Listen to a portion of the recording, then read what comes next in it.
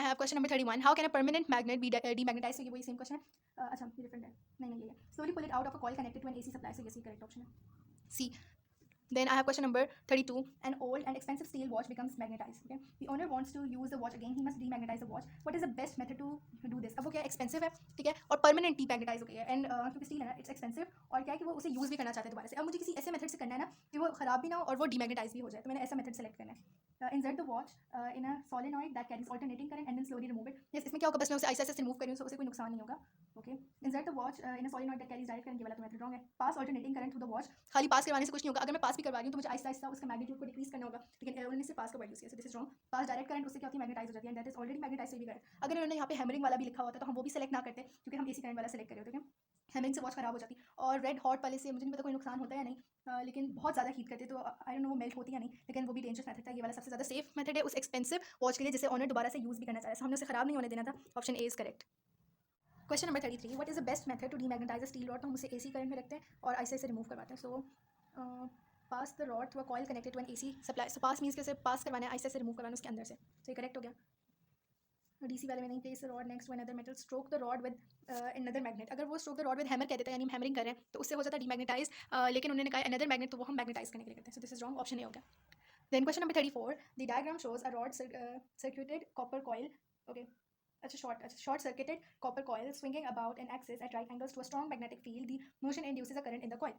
सो यहाँ पे magnetic field इस डायरेक्शन में, सो इट मीन्स कि जो करंट होगा वो अपोजिट डायरेक्शन में होगा, क्योंकि लेंसेज लॉज होता है, उसमें होता है ना कि जो फोर्स प्रोड्यूस होती है वो अपोज करती है उस चेंज को जो उससे प्रोड्यूस करे।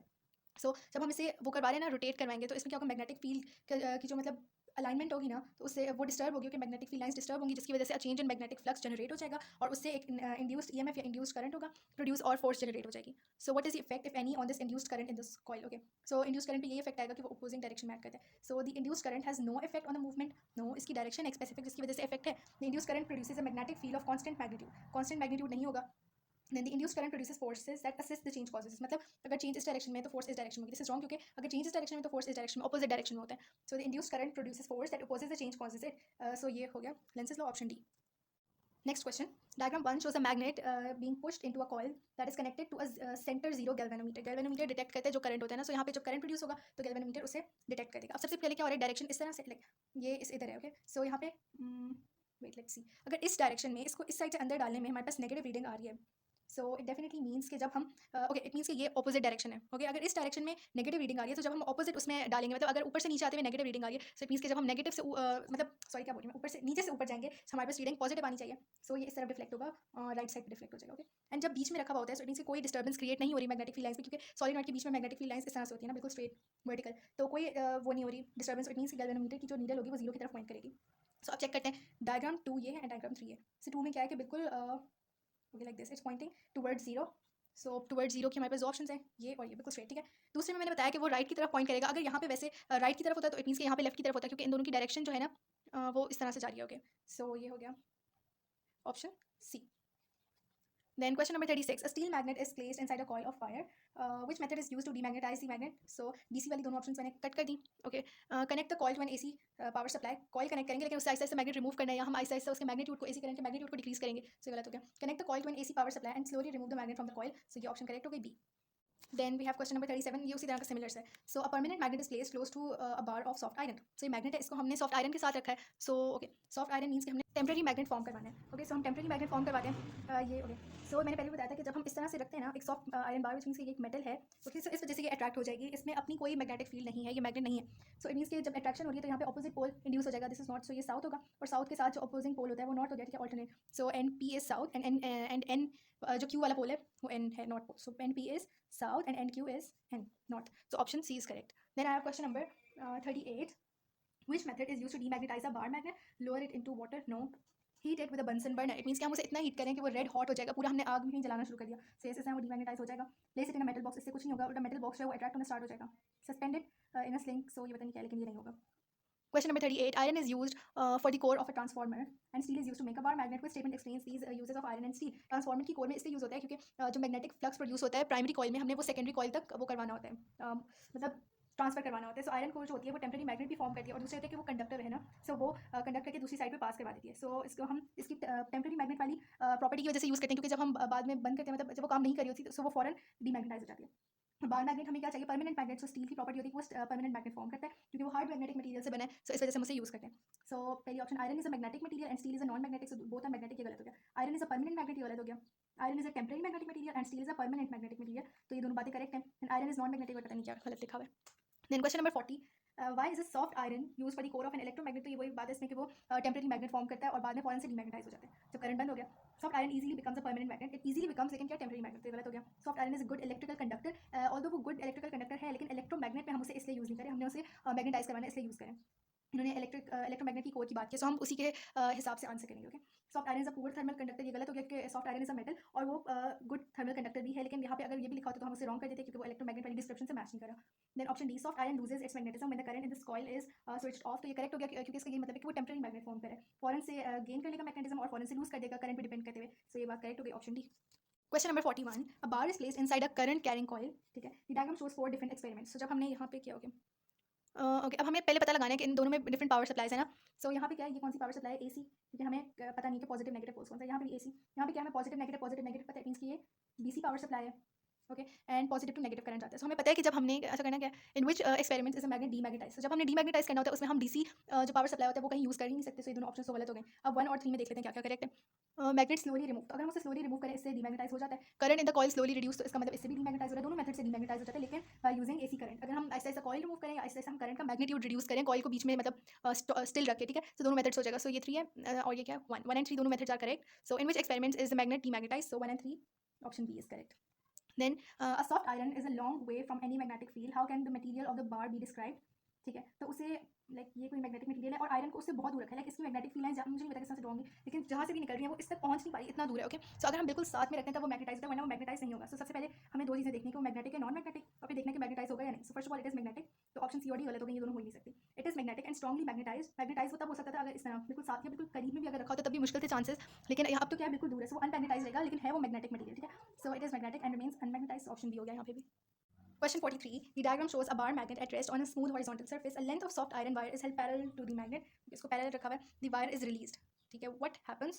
तो अच्छा ये soft iron wire है और demagnetized है, मतलब magnetized नहीं, unmagnetized, sorry. So it means कि ये क्या है, metallic है and metals are मैग्नेटिक। अच्छा ये जो है ना सॉफ्ट आयरन, ये तो हैवी मैग्नेटिक मेटल, तो इट मीन्स कि यहाँ पे अट्रैक्शन होगी। ओके, सो इसको रिलीज किया हुआ यानी बस हमने फ्री छोड़ा हुआ है। Okay, so what happens, the wire moves away वो तब करती है अगर फॉर एग्जांपल ये मैग्नेट होती और ऑपोजिट पोल के साथ रखी होती तो रिपल्शन हो जाती, लेकिन ये अभी मैग्नेट नहीं है, सिर्फ मेटल है। Okay, so the wire moves towards the magnet, yes attraction होगी बिकॉज मैग्नेट के साथ मेटल रखा है, सो अट्रैक्शन ही होती है।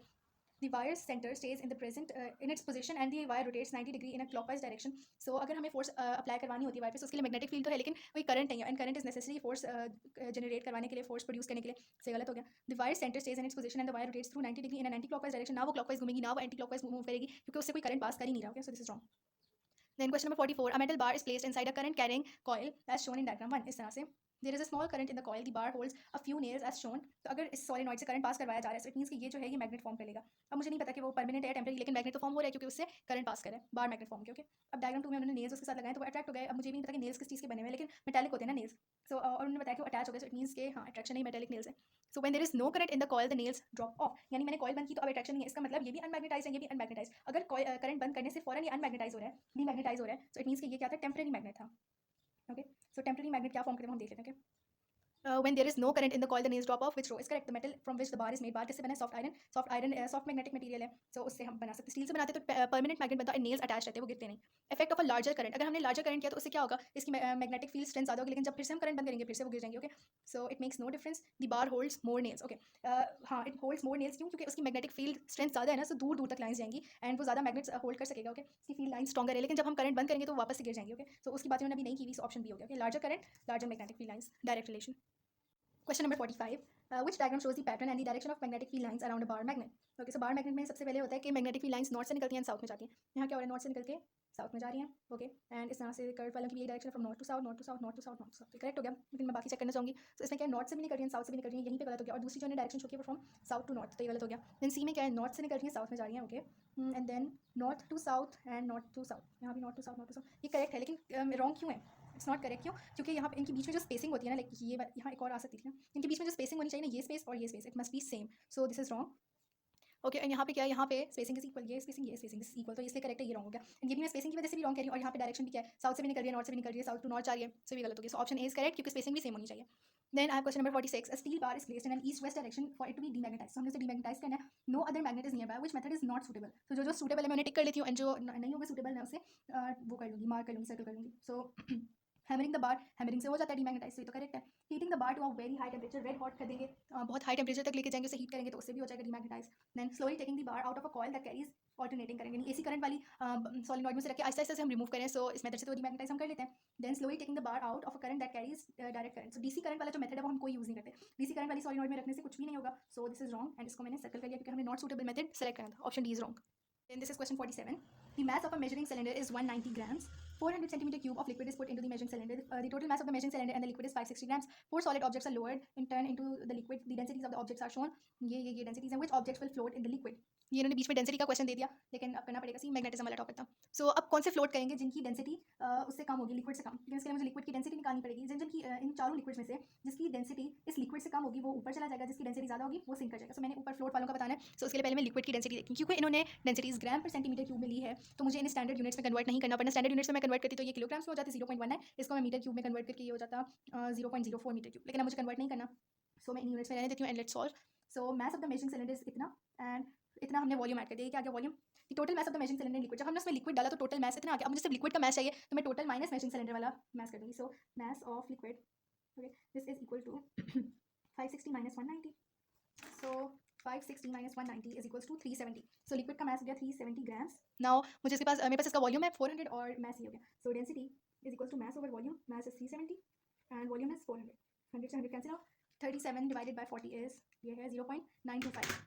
मैं एग्जैक्ट लिख लेती हूँ, 0.925 ग्राम पर सेंटीमीटर क्यूब आ गई डेंसिटी ऑफ वाटर. ठीक है. सो अब इससे कम जस्ट इसकी डेंसिटी है वो फ्लोट करेंगे, बाकी सिंक हो जाएंगे. सो सबसे पहले 0.9 से ग्रेटर है 2.7 एंड 1.2, ये दोनों ग्रेटर है. इट मींस कि दे विल सिंक, ये फ्लोट नहीं करिए, रॉन्ग हो गया. ठीक है. अब 0.9 0.925 से तो कम है, सो इट मींस कि ये फ्लोट करेगा. 0.4 भी काफी कम है, so these two are floating. Option B हो गया. क्वेश्चन 47 का answer is B. Then question number 48. 4 nails A, B, C and D are tested to find which makes the strongest permanent magnet. One of the nails is placed against a bar magnet and the number of paper clips which the nail can support is recorded. ये nail है जिसको magnetise करें and then देख रहे हैं कि उसके साथ पेपर क्लिप्स, मेटालिक क्लिप्स होती है ना, छोटी छोटी सी कम मास की, देख रहे हैं कि कितनी अटैच रह सकती हैं. Okay. So the bar magnet is then removed and the number of paper clips remaining attached to the nail is recorded. Each nail is tested individually. Which nail becomes the permanent magnet? Okay. Permanent magnet में ये होना चाहिए कि जब मैं attach कर रही हूँ जितनी क्लिप्स तब नहीं, जब मैं उसे वो मैग्नेटाइज हो रहा है ना, जब नेल को मैं मैग्नेट के साथ लगा रही हूँ यहाँ पे, तो जितनी क्लिप्स तब अटैच है ना, रिमूव करने के बाद या तो डिफरेंस बिल्कुल ना है या बहुत कम डिफरेंस है. ओके. मैंने ये नहीं देखना कि सबसे पहले कितनी अटैच हो रही है. स्ट्रॉन्गेस्ट परमानेंट मैग्नेट मीन्स कि सबसे मतलब ज़्यादा से ज़्यादा मैक्सिमम अटैच हो जाए, ना भी हो तो एंड में ज़्यादा रहनी चाहिए. पर स्ट्रॉन्गेस्ट मीन्स कि वो देर तक ज़्यादा टाइम तक मैग्नेटाइज रहेगा. बार मैग्नेट जब प्रेजेंट था, 2 क्लिप्स अटैच हुई यानी बहुत वीक है कोई मैग्नेट. बार मैग्नेट रिमूव किया तो 0 हो गया यानी सब उतर गए. सो ये टेम्परेरी मैग्नेट है, दिस इज रॉन्ग. देन जब बार मैग्नेट अटैच किया सो 2 आ गई, बार मैग्नेट रिमूव किया सो 1 रह गई. मीन्स कि वो थोड़ी देर के लिए मैग्नेटाइज रहेगा और रहेगा, तो मतलब एक उसी वक्त गिर गई थी, उसकी स्ट्रेंथ कम हो गई थी. So this is wrong.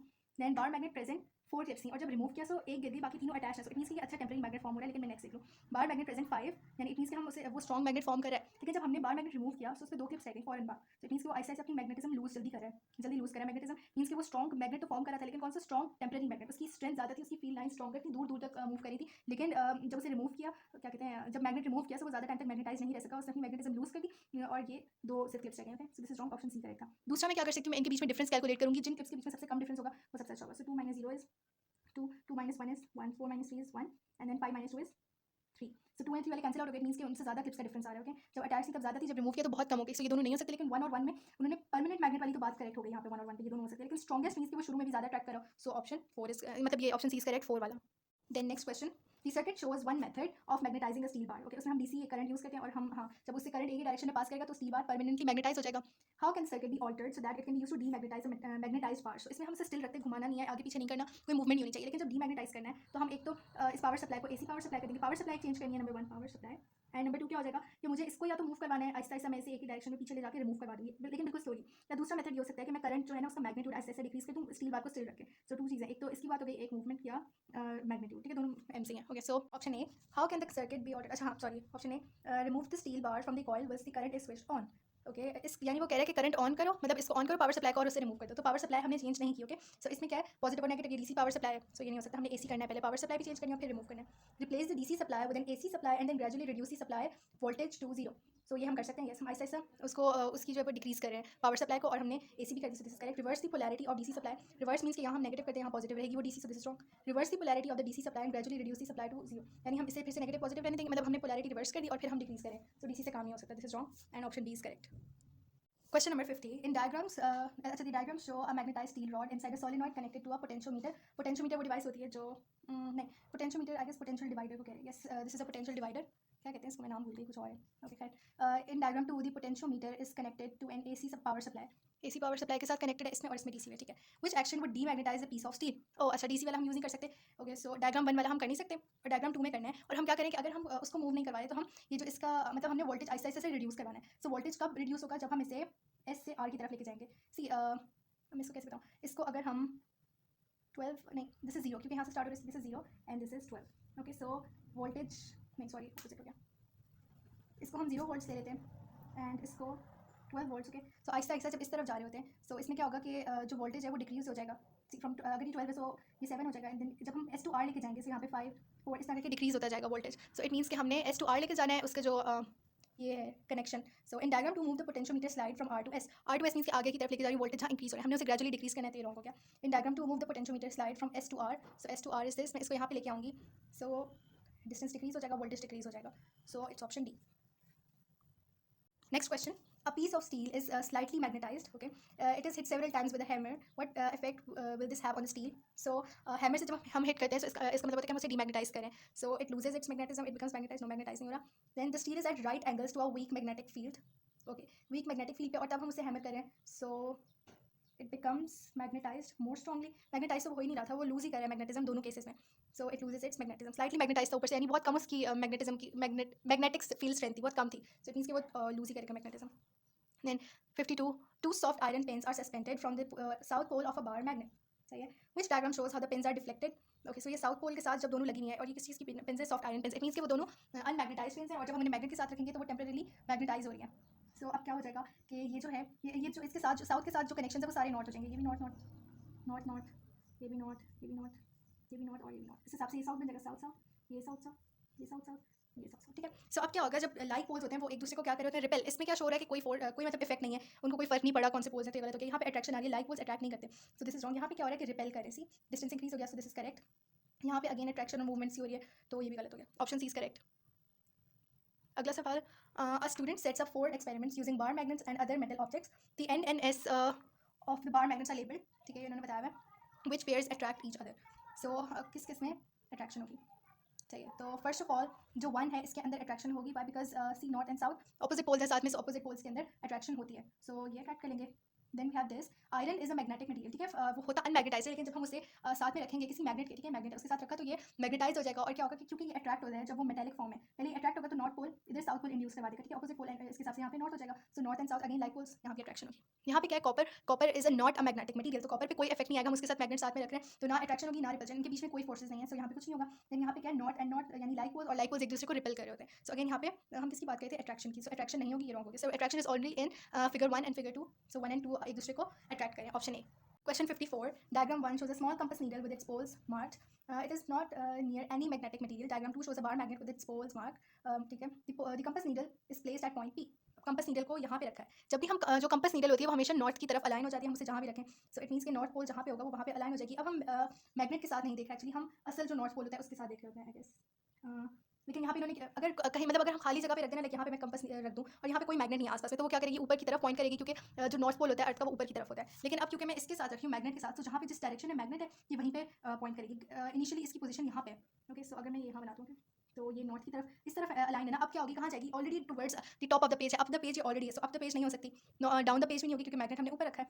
तो अब ये कहाँ पॉइंट करेगी, जिधर नॉर्थ पोल है. सो नॉर्थ पोल की डायरेक्शन क्या है, towards the left. Yes, north pole is present, page के साथ ही क्या है, this is left. So yes, compass needle will point towards the left. Option A. Question number 55. Which method does not demagnetize a bar? Heat the bar magnet and place it in east-west direction to cool. पहले heat करवाना है and then we are making it cool. So नहीं इससे हो जाता है. Okay, हाँ heat करें ना red hot, so इससे demagnetize हो जाएगा. Place the bar magnet in the east-west direction, hammer it, इससे भी हो जाएगा. Place the bar magnet in a coil connected to AC supply and slowly decrease it. ऐसे slowly withdraw it, यानी हम उसे आहिस्ता आहिस्ता निकाल रहे हैं, solenoid containing AC current में रख के फिर आहिस्ता आहिस्ता निकाल रहे हैं, इससे भी हो जाएगा. Place the bar magnet in a coil connected to DC supply and slowly withdraw it, तो DC supply वाले में नहीं होगा. Option D हो गया. Then question 56. A magnet is suspended by a cotton thread. ठीक है, उसे cotton thread से लटकाया हुआ है. The magnet is displaced, then allowed to swing freely until it comes to rest. यानी वो आराम से कर रहे. ठीक है. Why does the magnet always come to rest pointing in the same direction? Okay, वो हमेशा सेम डायरेक्शन में पॉइंट क्यों करता है, और वो डायरेक्शन क्या होती है, नॉर्थ की तरफ मैग्नेट अलाइन हो जाता है. जो मैग्नेट की नॉर्थ होती है वो असल नॉर्थ की तरफ अलाइन हो जाती है. क्यों, हमने रीजन बताना है. Because of the interaction between electric field वाली दोनों ऑप्शन गलत हो गए क्योंकि यहाँ मैग्नेटिक फील्ड की बात हो रही है, नॉर्थ और साउथ पोल्स है। अर्थ की जो मैग्नेटिक फील्ड होती है उसके साथ इंट्रैक्शन होता है मैग्नेटिक फील्ड का, because of the interaction between the magnetic field of the magnet and gravitational field of earth, no, because of the interaction between the magnetic field of the magnet and magnetic field of the earth. So ये correct हो गया, दोनों की अर्थ की और magnet की magnetic field आपस में लिंक करती है और इसकी direction towards the north of earth हो जाती है मैग्नेट की। सो ऑप्शन डी हो गया। Question, a bar magnet picks up two steel bolts, okay, which diagram shows the magnetic poles induced in the bolts? तो bolts मतलब कि ये nails टाइप के स्टील nails हैं, तो जब वो अट्रैक्ट होंगे तो ऑपोजिट पोल्स इंड्यूस हो जाएंगे क्योंकि स्टील इनिशियली अनमैग्नेटाइज्ड होता है ना, मेटल है, तो जब हम मैग्नेट के साथ रखेंगे वो मैग्नेटाइज हो जाएगा, लेकिन ऑपोजिट पोल्स, यहाँ साउथ साउथ ये रॉन्ग हो गया, यहाँ south south again it's wrong, then we have, ठीक है ये दोनों हो सकते हैं क्योंकि यहाँ साउथ नॉर्थ के ऑपोजिट क्या है, साउथ, दिस इज करेक्ट, लेकिन साउथ के साथ अगेन ये भी अनमैग्नेटाइज था, फॉर एग्जाम्पल ये नहीं, फॉर एग्जाम्पल असल में पहले ये नेल मैग्नेटाइज हुआ क्योंकि इसका डायरेक्ट रिलेशन था, सो अब जब इस मैग्नेटाइज नेल के साथ मैं अनमैग्नेटाइज रखूंगी तो ऑपोजिट पोल यहाँ पे इंड्यूस्ड होगा, so south south is wrong, south north is correct, option D हो गया। Then last question, question 58. The diagram shows the magnetic field due to the current in a solenoid. ठीक है, जब solenoid में current आता है तो वो बार मैग्नेट वाली magnetic field lines produce करता है. The direction of the current is reversed, which row describes the effect that this has on the magnitude and on the direction of magnetic field. तो अगर हमने current को सिर्फ reverse किया है और current का जो magnitude है अगर हमने वो change नहीं किया तो magnetic field का भी जो magnitude है वो change नहीं होगा, so it remains unchanged. और जो reverse हमने current को कर दिया तो it means कि magnetic field की direction भी जो होगी वो change हो जाएगी. See, अगर यहाँ पे current downwards आ रहा था हम right hand grip rule use करते हैं, so current is downwards और जो magnetic field है वो इस तरह इस direction में, कौन सी direction है, clockwise है, yes, this is clockwise. अगर मैं डायरेक्शन ऑफ करंट अपवर्ड्स कर रही हूँ, अपवर्ड्स, तो इट मीन्स के इसकी डायरेक्शन एंटी क्लॉकवाइज हो गई, ओके, सो इट मीन्स के द डायरेक्शन चेंजेस, डायरेक्शन भी रिवर्स हो जाएगी, सो इसका हो गया ऑप्शन सी।